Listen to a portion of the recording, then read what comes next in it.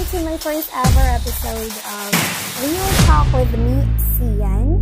Di ko alam ano ang itatawag ko sa viewers or listeners ko. If meron man, if ever meron man, please comment. And we are going to talk about life at 30s in this podcast channel. Yung reality, lessons, struggles, and quiet victories that we don't always talk about. You know what? They don't tell you about what life when you turns 30. And ang daming pressure. Ang daming pressure from society, from your family, from yourself. You wake up one day and suddenly you're no longer young. So in society's eyes, but you are not old enough to stop dreaming either. And if you are the breadwinner, girl, ibang level yan. So you're not just living for yourself, you're living for your family too. Bills, tuition, groceries, medical, emergencies, etc. Ikaw lahat, di ba? I feel you. But you do it, girl. You carry it all. Kahit pagod ka na. Because that's what strong women do, right? Yung sabi nga nila, independent but tired and still grateful. Totoo nga naman. You've built this life na dati pangarap mo lang, a stable job, you own your income. Before, I never dreamed of working abroad. But now I am working here in Thailand for 7 years as a teacher. Yes, I am an OFW. And I have side hustles there, right and left and right. Para lang matustusan yung mga gusto kong bilhin, mga gusto ko sa life. Nakaka-order ka ng milk tea, nang hindi kinakabahan. Kasi alam mo dati yung college days ko pa, alam mo yung sakto lang, nakakaiyak, pero yes, yung sakto lang. Pero minsan you come home exhausted, right? And you realize, grabe, wala pa rin akong time for myself. So being independent feels amazing until it feels isolating. Is it right? You're so used to doing things on your own na minsan nakakalimutan mong okay lang huminga at matulog. But despite all those things, you are thriving, you are evolving, you are still here, and that's my friend. Yes. Maybe friend na lang tawag ko sa inyo, no? So you have to be proud of yourself.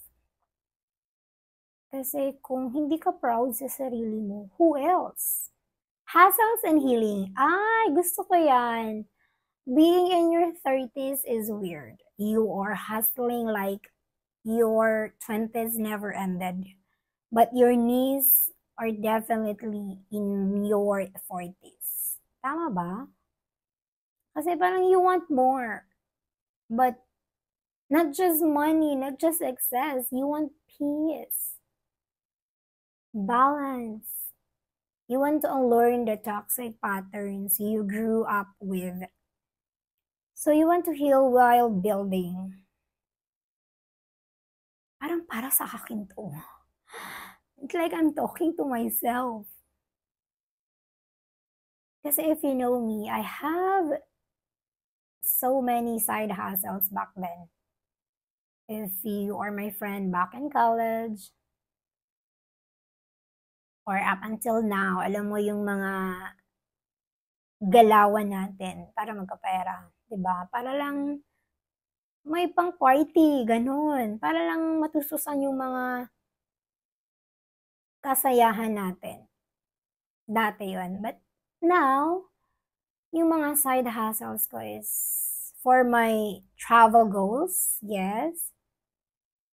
Pero kahit alam mong you give it all, pero bakit parang minsan not enough? Kaya yung up until now, in my 30s, the healing is still there. Kaya nga yung sabi nila, di ba, na bilhin ko tong sapatos na to kasi hindi ko to nabili nung bata pa ako. It's like you are healing your inner child. Yes. And that's the real work, isn't it? Thriving and healing at the same time. You realize that rest isn't, it's not laziness, right? In your 30s, marirealize mo na ang pagpapahinga ay hindi katamaran. That saying no doesn't make you feel selfish. That you deserve to be, to relax. You deserve to relax. You deserve to enjoy life too. Still learning, always growing. You know what? You know what's beautiful about being 30s? You've messed up enough to be wise. Yes. But you're still young enough to try again. Isn't it? Na-realize mo ba yun? You've survived heartbreaks, career shift. Parang akin talaga to. Identity crisis. And yet, you're still curious. Still hoping, still learning. You realize life is not a checklist. It's a constant becoming.